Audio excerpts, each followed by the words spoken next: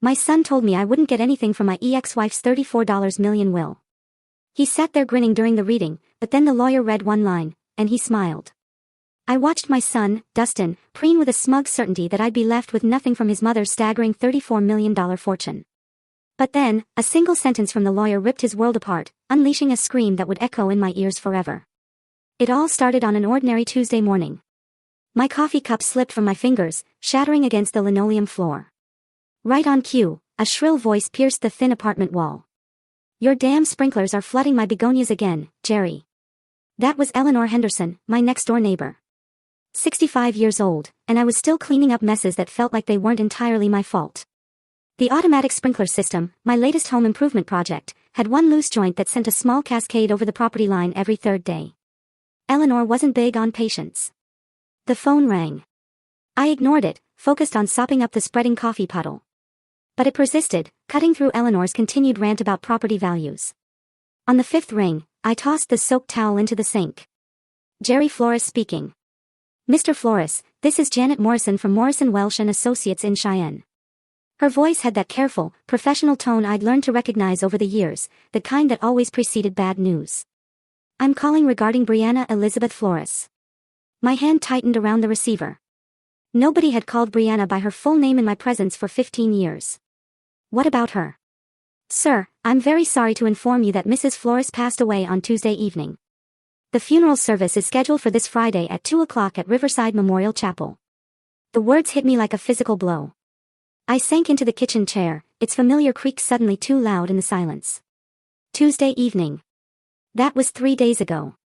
3 days while I'd been worrying about sprinkler systems and coffee stains. "Mr. Flores, are you there?" "Yes," I managed, my voice sounding strange, distant. "How did you get my number?"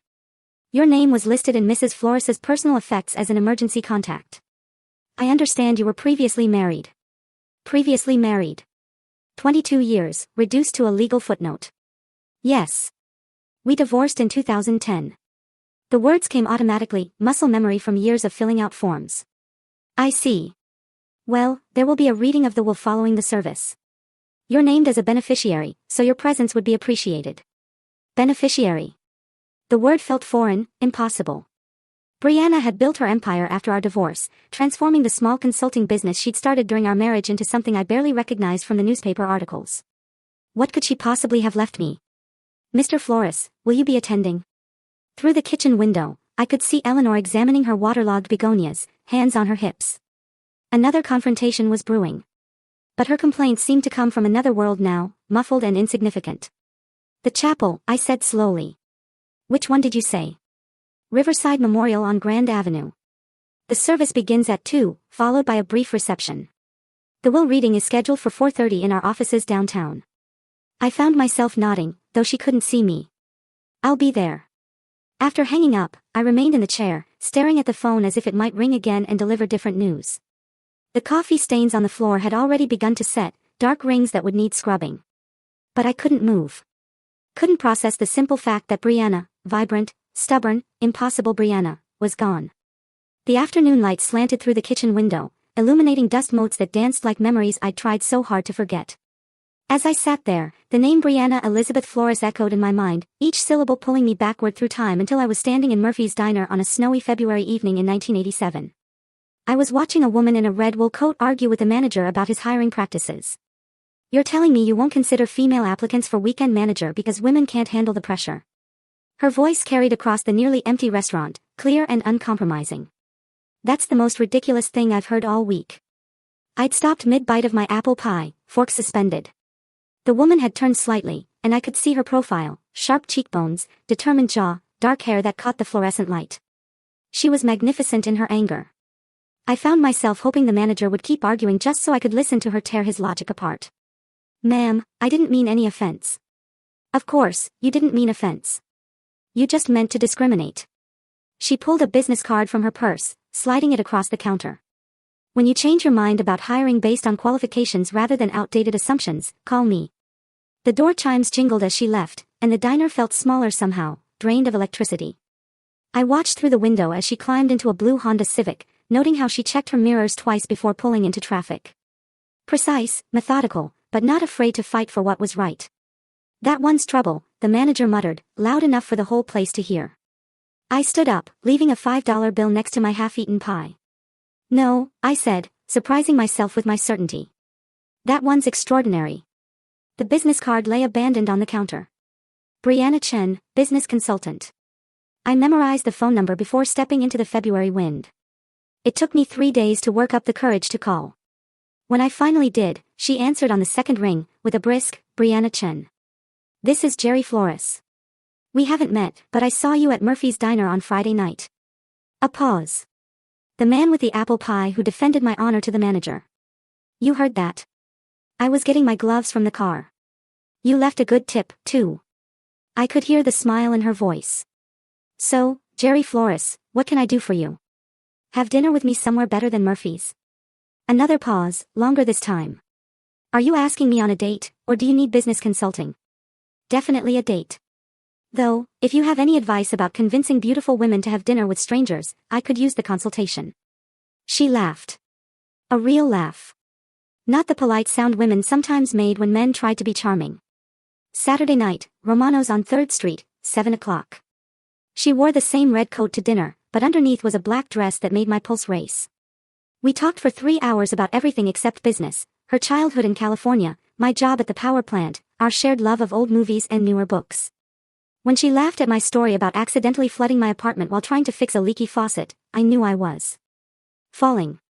6 months later, I proposed in that same diner, sliding a ring across the same counter where she'd left her business card.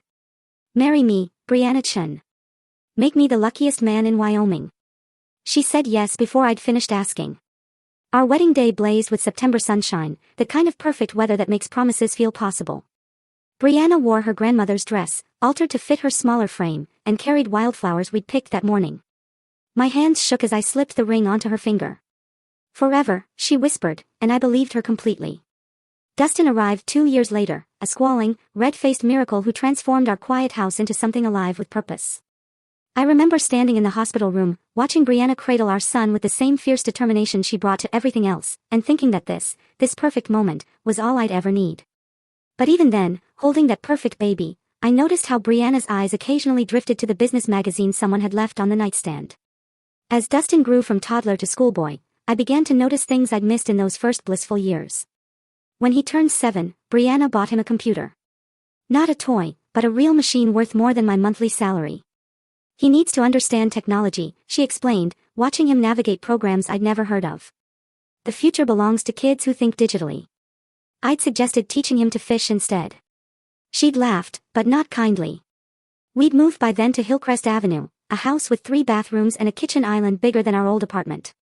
Brianna's consulting firm had landed a contract with a mining consortium, and suddenly we had money for things I'd never imagined needing. A housekeeper came twice a week. Our refrigerator dispensed ice through the door. Dustin's bedroom looked like a toy store.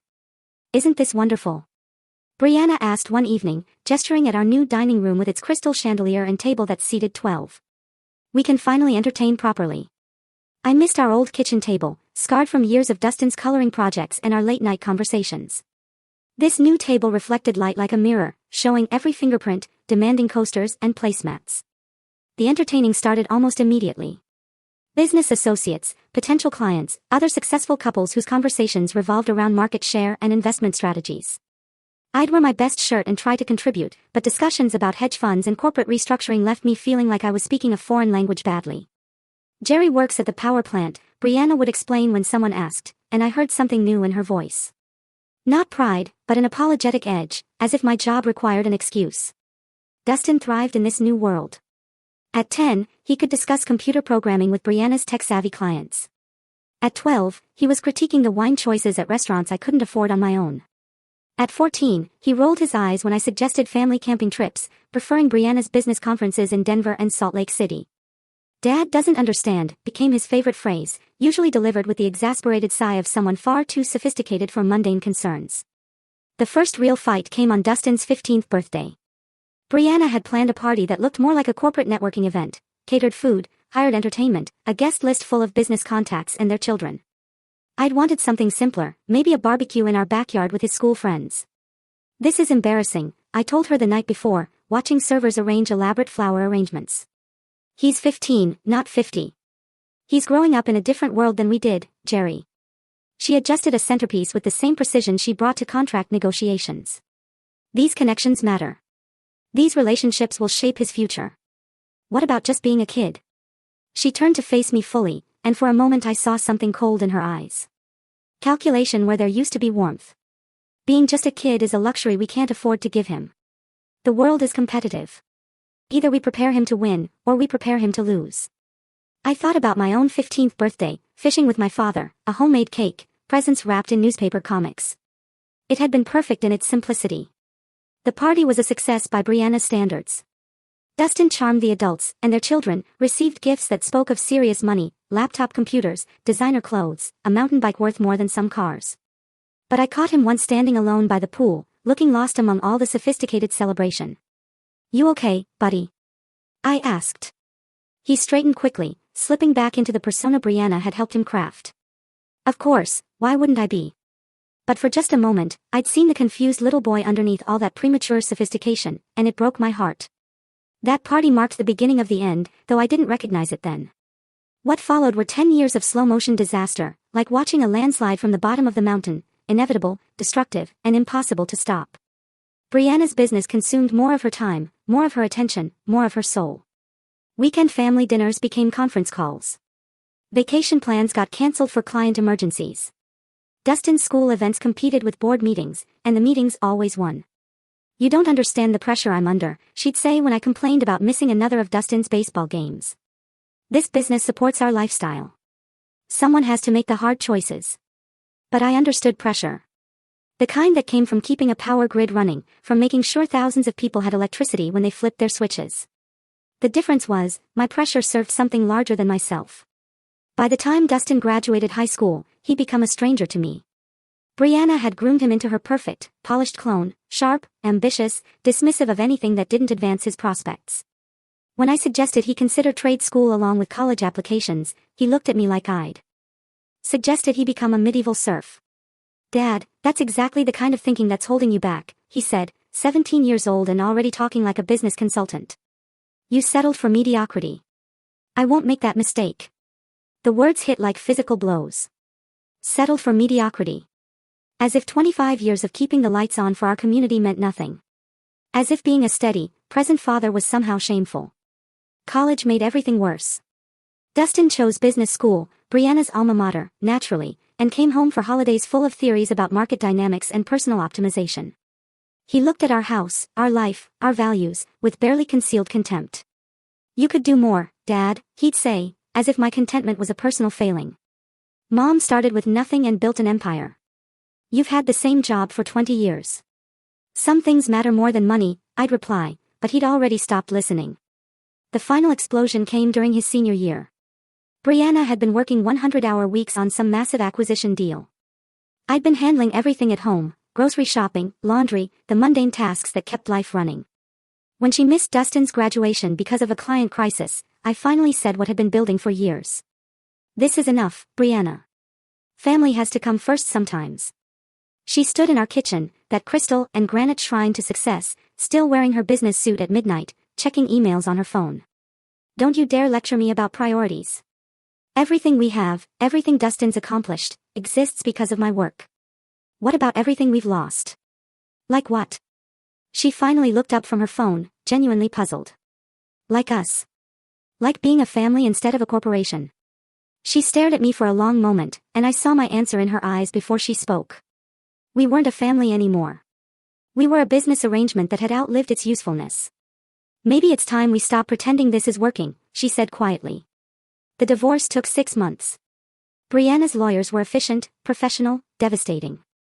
I got the house on Maple Street, our old starter home that she'd kept as rental property, and enough money to live modestly. She got everything else, including Dustin's unquestioned loyalty.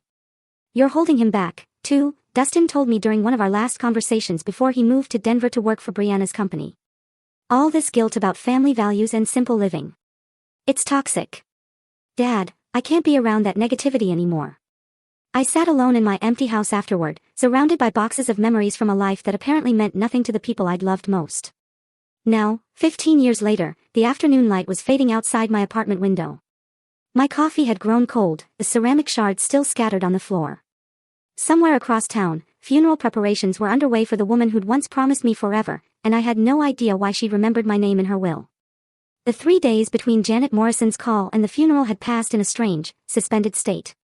I'd cleaned my apartment twice, pressed my one good suit, and rehearsed conversations that would never happen. Each morning, I'd considered not going, but each evening found me still committed to paying my respects, whatever the cost. Friday morning arrived gray and cold, typical May weather in Wyoming. I stood before my bathroom mirror, adjusting the tie I hadn't worn in 5 years, wondering what Brianna would think of the man I'd become. The reflection showed someone older than I felt inside, silver hair where brown used to be, lines mapping the geography of quiet disappointments. The drive to Riverside Memorial Chapel took 20 minutes through neighborhoods that told the story of Rock Springs' economic divide. My modest apartment complex gave way to middle-class subdivisions, then to the manicured lawns and stone facades where Brianna's circle lived. The chapel sat on a hill overlooking the town, its Gothic architecture suggesting permanence and prosperity. Cars lined the circular drive, Mercedes sedans, BMW SUVs, a handful of Teslas that probably cost more than I'd made in my best year. I parked my 15-year-old Honda between a Lexus and a Cadillac, feeling like an intruder at someone else's celebration. The chapel's interior whispered money, mahogany pews, stained glass windows, flowers arranged with artistic precision. At least 200 people filled the space, their conversations creating a low hum of respectful mourning mixed with business networking. I recognized some faces from the business dinners Brianna had dragged me to during our married years, but most were strangers from the life she'd built after me. I slipped into a back pew, hoping to remain invisible until the service ended. But whispers followed my arrival like ripples in still water. A woman in an expensive black suit nudged her companion, pointing discreetly in my direction. I caught fragments of conversation, her ex-husband. Can you believe he, after what he put her through? The stories had taken on their own life over the years. Apparently, in this version, I was the villain who'd held back a brilliant woman, the anchor that had nearly drowned her ambitions. I'd learned long ago not to fight narratives that served other people's need for simple explanations. Dad. The voice cut through the chapel's murmur like a blade. I looked up to see Dustin striding down the aisle, his face a mask of disbelief and barely controlled anger. At 37, he'd inherited Brianna's sharp features and commanding presence. Dressed in a suit that probably cost more than my monthly rent, success radiated from him like heat from pavement. Expensive watch, perfect haircut, the confident posture of someone who'd never doubted his place in the world. What are you doing here? His voice carried across the chapel, turning heads and silencing conversations. I stood slowly, meeting his gaze. I came to pay my respects. You lost the right to do that 15 years ago. He moved closer, close enough that I could smell his cologne. Something sophisticated and aggressive. She wouldn't want you here. Maybe not, but I needed to be here. For what? To ease your conscience. To play the grieving widower for people who know exactly what kind of husband you were. The chapel had gone completely quiet now, 200 pairs of eyes focused on our confrontation like spectators at a sporting event. I felt the familiar weight of judgment, the same pressure that had suffocated me during those final years of our marriage. But this time, something was different. This time, I had nothing left to lose. I'm not here to cause trouble, Dustin. I'll sit in the back. I won't speak to anyone. When the service ends, I'll leave. You'll leave now. His voice rose another notch, drawing murmurs of approval from the crowd. You embarrassed her enough when she was alive. Don't compound it by pretending to grieve her death. I remained standing, holding his stare. Around us, the chapel buzzed with anticipation. Someone coughed. A cell phone vibrated against wood. Before I could respond, Dustin turned to address the gathered mourners, his voice carrying the practiced authority of someone accustomed to commanding rooms. I apologize for this disruption during what should be a time of remembrance. He gestured toward me with the casual dismissal of someone swatting a fly. My father seems to have forgotten that divorce means you're no longer family. A few people nodded. Someone whispered agreement. I felt heat rising in my cheeks, but forced myself to remain calm. For those who don't know, Dustin continued, warming to his theme, this is Jerry Flores, the man who spent 22 years holding back one of the most brilliant women this town has ever produced. While my mother was building an empire that employed hundreds of people, he was content to punch a time clock and complain about her ambitions. Dustin, that's enough. The words came out harder than I intended. Is it? Because I think these people deserve to understand why you're really here. He turned back to the crowd, a prosecutor addressing a jury. He took half her assets in the divorce despite contributing nothing to her success. Then he spent 15 years acting like the victim while she built something magnificent. The crowd was fully engaged now, a few heads nodding in agreement. I saw faces I recognized, former neighbors, people I'd considered friends during the marriage. None of them met my eyes. She supported him for years while he refused to grow, refused to take risks, refused to be the partner she deserved. And now that she's gone, he shows up expecting sympathy, expecting to be treated like he mattered in her life. Each word landed like a physical blow. Not because they were entirely untrue, but because they reduced 22 years of marriage to a simple story of failure and blame. I thought about defending myself, explaining the complexity of what we'd shared, the love that had existed alongside the growing incompatibility. But what was the point? These people had chosen their narrative long ago. My mother died building something that will outlast all of us, Dustin concluded, his voice rising with conviction. She deserved a husband who would have helped her reach those heights, not one who tried to drag her down to his level. The chapel fell silent. I stood there, fully exposed, feeling the weight of 200 judgmental stares. Part of me wanted to walk out, to spare myself the continued humiliation, but another part, the part that had loved Brianna Chen more than anything else in the world, refused to be driven away from her final goodbye. "Are you finished?" I asked quietly. Dustin's eyes flashed with surprise. He'd expected me to crumble, to slink away in shame. When I remained standing, his confidence flickered for just a moment. "I loved your mother for 40 years, I said, my voice carrying clearly through the silent chapel. 22 of them as her husband, 18 more as someone who wished her well, despite everything that went wrong between us. I'm not here to make claims or demand recognition. I'm here because once upon a time, we made promises to each other that mattered, and I choose to honor that memory." I sat back down, folding my hands in my lap. Around me, the silence stretched uncomfortably. Dustin stood frozen in the aisle, apparently unprepared for resistance to his public trial. "The service will begin in 5 minutes, someone announced from the front of the chapel, the funeral director, probably trying to restore order to his carefully orchestrated event." Dustin shot me one final look of contempt before striding toward the front pew reserved for family. As conversations gradually resumed, I caught fragments of continued gossip, nerve of some people. Poor Dustin having to deal with this. Should have stayed home. But I stayed. Through the eulogy that painted Brianna as a visionary who'd overcome obstacles to achieve greatness. Through the readings from business associates who spoke of her leadership and innovation. Through the musical selections that emphasized triumph over adversity. When it ended, people filed past, offering condolences to Dustin while pointedly ignoring me. I waited until the chapel had mostly emptied before standing to leave. "Mr. Flores." A man in an expensive suit approached. Middle-aged, professional, carrying a leather briefcase. "Dan Morrison from Morrison Welsh and Associates." He added, "We spoke briefly after the service." "Thank you," I said, shaking his hand, noting the firm grip and direct gaze. The service was very nice. Brianna would have appreciated it. Indeed, she was quite specific about her final arrangements. He paused, glancing around the emptying chapel. "I wonder if I might have a word with you and Dustin. There are some matters we need to discuss regarding Mrs. Flores's estate." Before I could respond, Dustin appeared at my shoulder, his expression shifting from practiced grief to alert interest. "Dan, finally.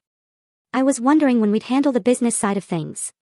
"Of course, Dustin, these matters require careful attention." Dan's voice carried the measured tone of someone accustomed to delivering important news. "I'd like both of you to come to my office for the reading of your mother's will." "Both of us?" Dustin's eyebrows rose. "Is that necessary?" "I mean, he's not." He gestured vaguely in my direction. "Your father is specifically named in the will, Dustin. His presence is required by law." I felt a flutter of surprise. Named in the will. That seemed unlikely given everything that had passed between Brianna and me. More likely some minor formality, perhaps forgiving an old debt or confirming that I had no claim to her estate. "I don't think that's necessary," I said quietly. "I'm sure it's just a formality. You don't need me there." Dan's eyes met mine directly. "I'm afraid I do, Mr. Flores." Mrs. Flores was very specific about who should be present for the reading. "Both you and Dustin must be there." Something in his tone suggested this wasn't negotiable. Dustin looked annoyed, but shrugged with the casual confidence of someone who knew he had nothing to worry about. "Fine, let's get this over with." He turned to me with barely concealed impatience. "Try not to make this more difficult than it needs to be." The walk to Dan's office took us 3 blocks through downtown Rock Springs, past buildings that had watched the town's fortunes rise and fall with the energy industry. Dan maintained professional small talk, comments about the weather, the turnout at the service, carefully neutral observations that revealed nothing about what awaited us. His office occupied the top floor of a restored Victorian house, all dark wood and leather-bound books that spoke of established success. Certificates and diplomas lined the walls, interrupted by photographs of Dan with various local dignitaries and business leaders. It was exactly the kind of place Brianna would have chosen, prestigious but not ostentatious, successful but respectful of tradition. "Please have a seat." Dan gestured toward two leather chairs positioned in front of his mahogany desk. Dustin claimed the chair closest to Dan, leaving me the one slightly to the side, which felt appropriate given my peripheral status in these proceedings. Dan settled behind his desk and opened a thick file folder, extracting several legal documents with the careful precision of someone who performed this ritual countless times. The afternoon light slanted through tall windows, illuminating dust motes that danced like tiny spirits in the suddenly quiet room. "Before we begin," Dan said, adjusting his glasses, "I want to express my condolences again. Brianna was not only a valued client but someone I considered a friend. Her loss is deeply felt by everyone who knew her." Dustin nodded solemnly. I remained silent, unsure what response was expected from someone whose relationship with the deceased was so complicated. Dan lifted the top document, several pages bound with a blue backing, and cleared his throat. "This is the last will and testament of Brianna Elizabeth Flores, executed on March 15, 2024, and properly witnessed according to Wyoming state law. The will supersedes all previous wills and codicils." Only 14 months ago, I wondered. What had prompted Brianna to update her will so recently? Had she been sick? Had something happened that made her contemplate mortality? The will confirms that Mrs. Flores was of sound mind and disposing memory when these documents were prepared and that she was under no undue influence or coercion.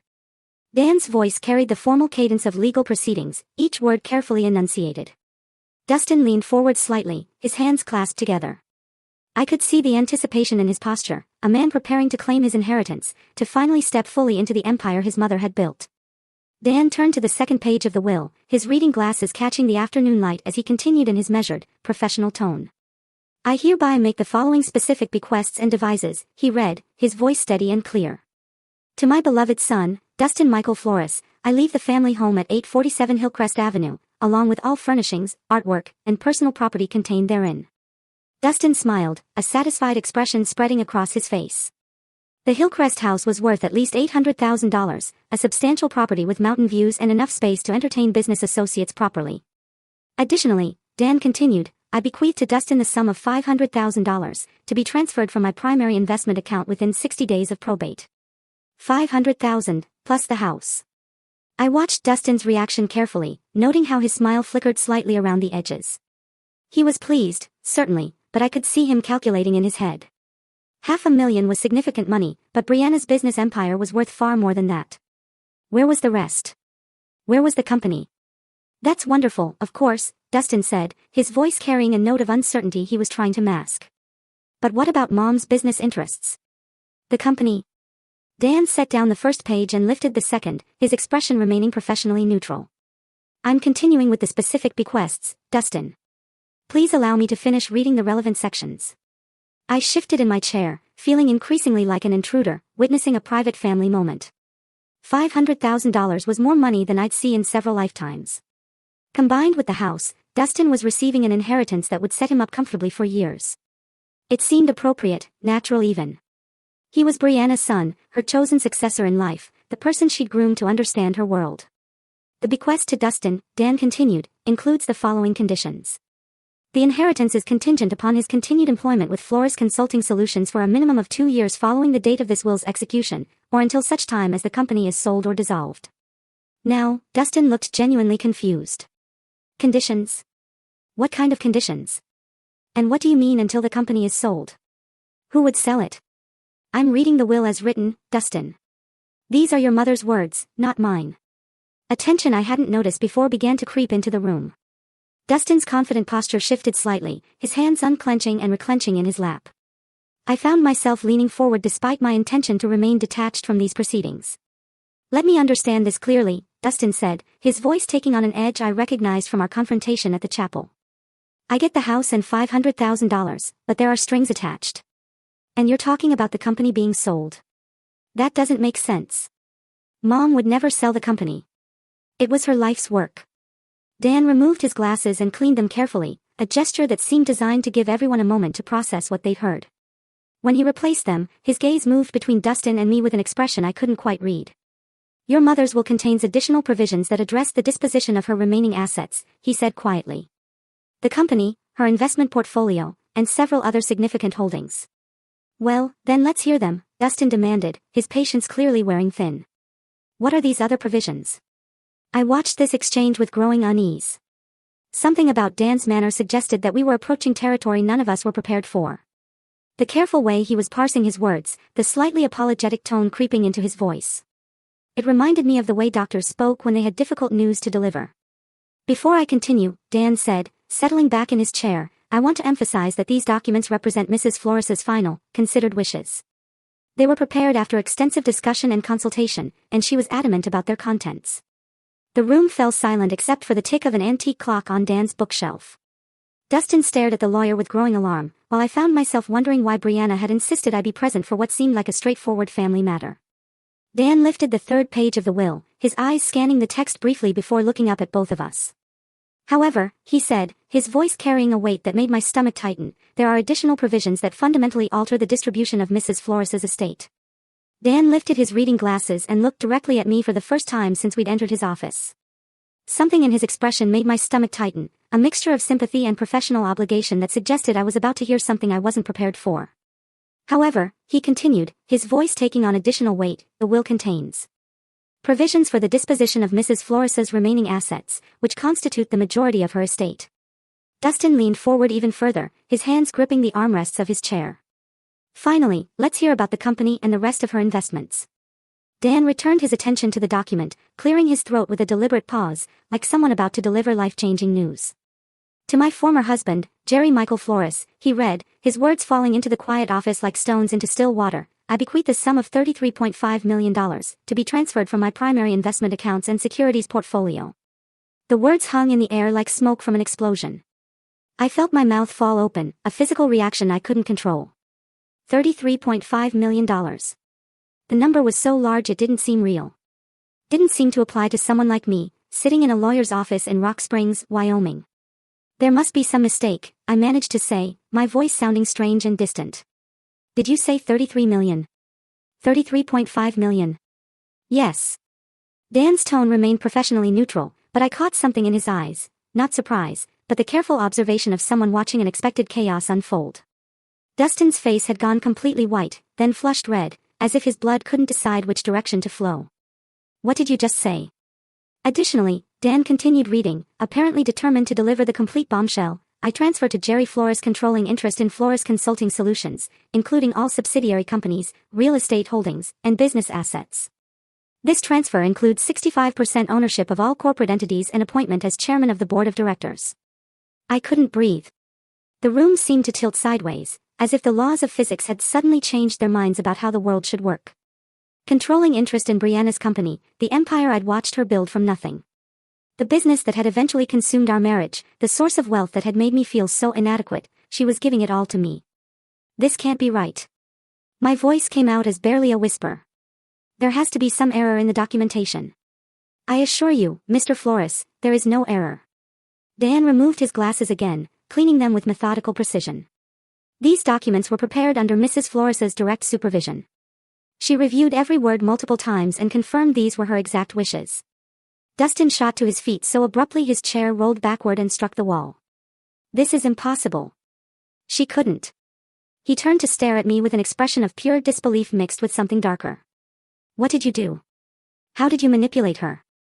I didn't do anything, I said weakly, still trying to process the impossibility of what I just heard. I haven't spoken to your mother in 15 years. Bullshit. The word exploded from Dustin like a gunshot. People don't just give away $33 million to their ex-husbands for no reason. You must have gotten to her somehow. Convinced her when she was sick, when she wasn't thinking clearly. Dan's voice cut through Dustin's rising hysteria with professional authority. I can assure you that Mrs. Flores was of completely sound mind when she executed these documents. She underwent a thorough mental competency evaluation, specifically to prevent any future challenges to the will's validity. I sat frozen in my chair, watching this scene unfold as if it were happening to someone else. The numbers Dan had read, $33.5 million, controlling interest in a multi-million-dollar company, belonged in a different universe than the one where I worried about grocery bills and car repairs. But why? I asked, the question emerging from some deep place of confusion and disbelief. Why would she do this? Dan gathered the will documents into a neat stack, his movements careful and deliberate. Mrs. Flores left specific instructions regarding that question, Mr. Flores. She asked me to share a personal message with you after reading these provisions. Dustin's face contorted with rage and betrayal. A personal message. She left him a personal message, but cut me out of everything that mattered. You received a substantial inheritance, Dustin, Dan replied calmly. $500,000 and a valuable property represent more wealth than most people see in their lifetimes. Compared to what he's getting. Dustin pointed at me with a shaking finger. You're talking about hundreds of millions in total assets. The company alone is worth more than everything else combined. The room pulsed with a tension so thick I could taste it. Somewhere in the back of my mind, I realized that my entire life had just changed in ways I couldn't begin to comprehend. But all I could focus on was the impossible fact that Brianna, stubborn, ambitious Brianna, who had grown to resent everything I represented, had somehow decided to give me everything she'd built. That's when Dustin completely lost control. This is fraud, he screamed, his voice cracking with rage. Criminal fraud. She was manipulated, coerced, mentally compromised. He whirled toward me, his face twisted with fury and disbelief. You did something to her. There's no other explanation. I shrank back in my chair, overwhelmed by the violence of his reaction. Dustin, I swear to you, I had no contact with your mother. I didn't even know she was sick. Liar. He slammed his palm against Dan's desk, sending papers scattering. Nobody gives away everything they've built to someone who abandoned their family. Someone who couldn't even be bothered to call when she was dying. She didn't abandon anyone, I said quietly, finding some small reserve of strength. Our marriage ended, but that doesn't mean, it means exactly that. Dustin's voice rose to a near shriek. You walked away from us. You took your pathetic settlement and disappeared into your pathetic little life while she built an empire. And now you want me to believe she just decided to hand it all over to you? Dan's voice cut through the chaos with professional authority. Mr. Flores, Dustin, I understand this is difficult news, but I must insist you control yourself. These are your mother's clearly stated wishes, executed with full legal authority. Dustin spun toward the lawyer, his eyes blazing. I want every document examined. I want psychiatric evaluations. I want to know every single contact this man had with my mother in the past 5 years. There were no contacts, Dan replied calmly. Mrs. Flores made that very clear when she explained her decision. Explained her decision. Dustin's laugh was bitter and sharp. So, she did explain why she decided to betray her only son and give everything to the man who ruined her first marriage. She left a personal message for your father, yes.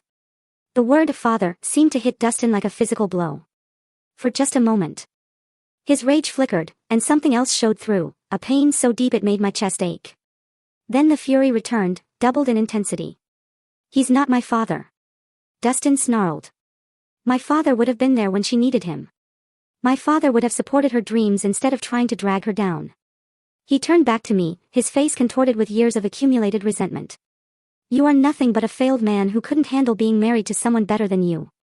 Each word landed like a knife thrust, not because they were entirely false, but because they contained enough truth to draw blood. I had felt inadequate during those final years. I had struggled with Brianna's success. I had been the one who couldn't adapt to the world she was creating. Maybe you're right, I said quietly. Maybe I wasn't the husband she deserved. But I never asked for this. I never expected this. Expected?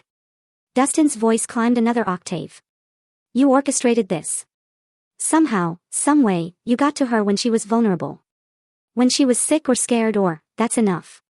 Dan interrupted, his professional patience finally showing strain. Mrs. Flores was neither sick nor vulnerable when she made these decisions. She was, in fact, more determined and clear-minded than I'd ever seen her. Then why?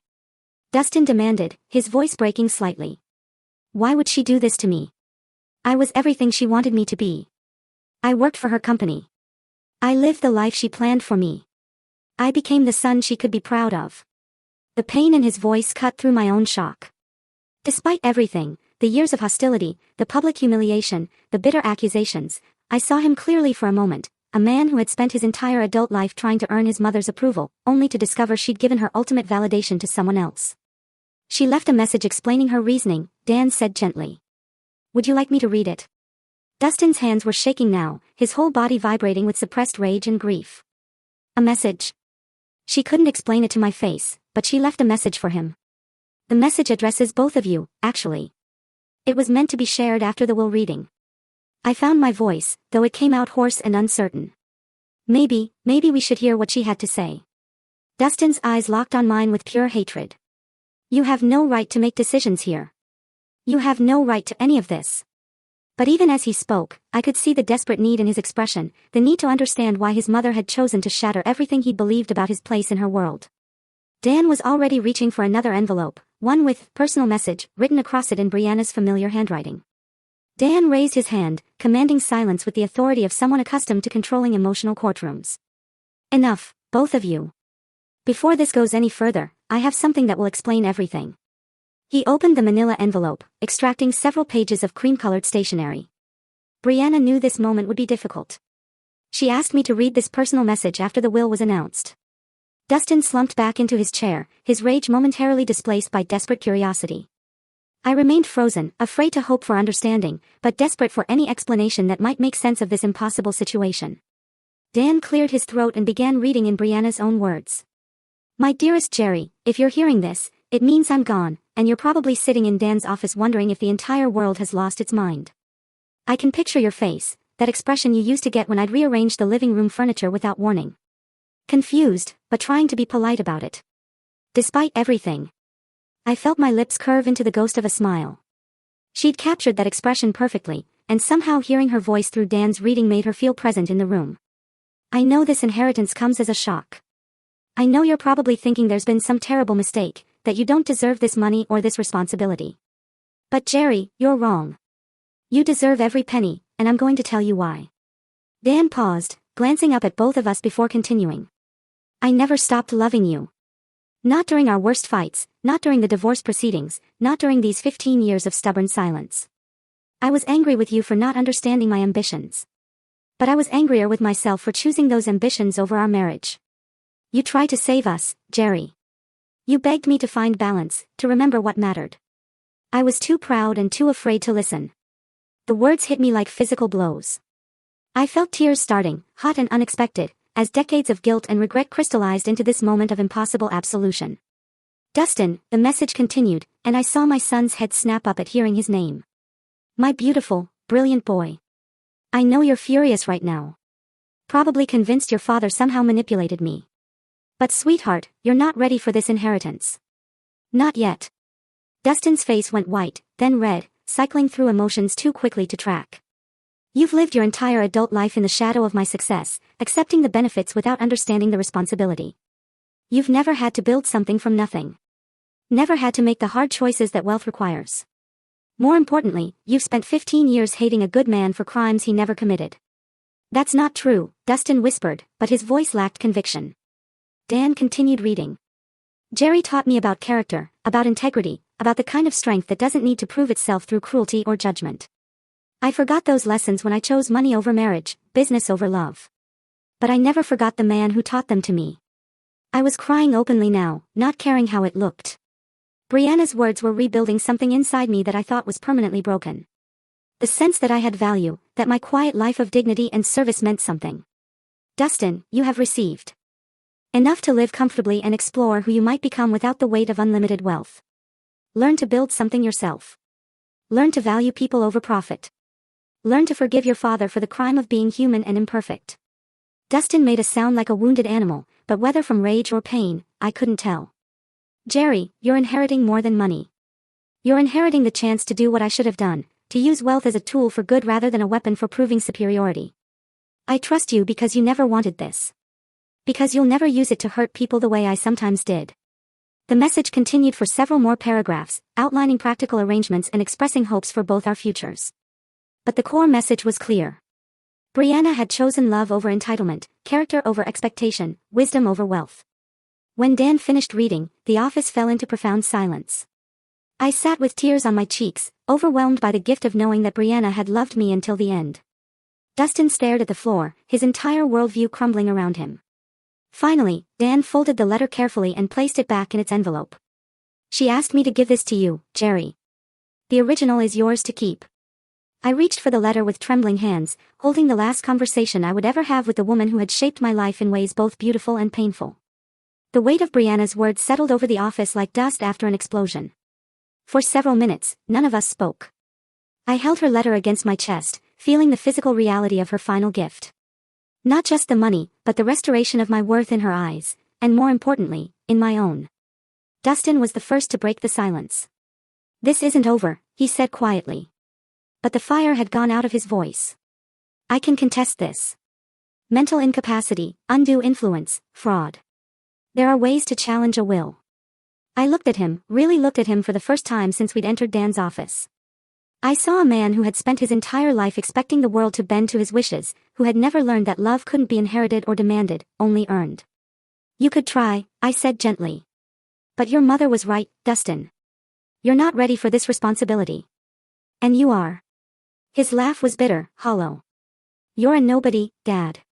A retired power plant worker with no business experience, no connections, no understanding of what it takes to run a company worth hundreds of millions." For a moment, the old Jerry, the one who had felt inadequate for 22 years, wanted to agree with him. But Brianna's words echoed in my mind. "You deserve every penny." "Maybe you're right," I said, standing up slowly. "Maybe I don't know anything about running a business empire. But I know something your mother valued more than business expertise." "What's that?" "I know the difference between serving others and serving myself." Dustin's face twisted with a final flash of rage. "This is insane. She was sick. She was old. She wasn't thinking clearly." Dan's voice cut through the outburst with professional finality. "Your mother was 62 years old and in perfect mental health when she executed these documents. She underwent extensive psychological evaluation specifically to prevent the kind of challenges you're threatening." "Then why?" Dustin's voice cracked like a teenager's. "Why would she do this to me? I don't understand." I felt a surge of unexpected compassion for this angry man who was, despite everything, still my son. "She didn't do it to you, Dustin. She did it for you. She gave you a chance to discover who you are when you're not living in the shadow of unlimited wealth. I don't want that chance." The words exploded from him with the force of 15 years of entitlement and expectation. "I want what's rightfully mine." "What's rightfully yours," I said quietly, "is $500,000 and a house worth nearly $1 million. That's more than most people see in a lifetime. What you think you deserved was never really yours to begin with." Dustin stared at me for a long moment, and I saw him realize that something fundamental had changed. The man he'd publicly humiliated that morning, the father he'd dismissed as a failure, was no longer asking for his approval or understanding. "You think you've won?" he said, gathering his coat with shaking hands. "You think this makes you some kind of hero?" "No," I replied, and I felt the truth of it in my bones. "I think it makes me responsible." He stood at the office door for a moment, seeming smaller than when he'd entered. "This isn't finished." "Yes, it is," I said gently. "This finished the moment your mother made her choice. The only question now is what you do with the life she's given you." He left without another word, the door closing behind him with a soft click that seemed to echo in the sudden quiet. Dan began organizing papers on his desk, the rustle of documents returning us to practical reality. "There will be paperwork to complete, accounts to transfer, board meetings to schedule. The company's current management team is excellent. They can help you transition into your new role." I nodded, still processing the magnitude of what had happened. "Dan, can I ask you something?" "Of course." "Did she really love me? Even after everything that went wrong between us?" He smiled. The first genuine smile I'd seen from him all day. "Jerry, she talked about you every time we met. Not about the divorce, not about the problems, but about the man who taught her that success without character is just expensive failure." I walked out of that office a different man than the one who had entered. The afternoon sun felt warmer, the air cleaner. I had work to do, responsibilities to embrace, a company to learn about and improve. But for the first time in 15 years, I felt worthy of the challenge. Justice, I realized, wasn't about revenge or vindication. It was about recognition. The recognition that character matters more than credentials. That patience outlasts entitlement. And that love, real love, never truly dies. Brianna had seen all of that, and in her final act, she had given me the chance to prove her right.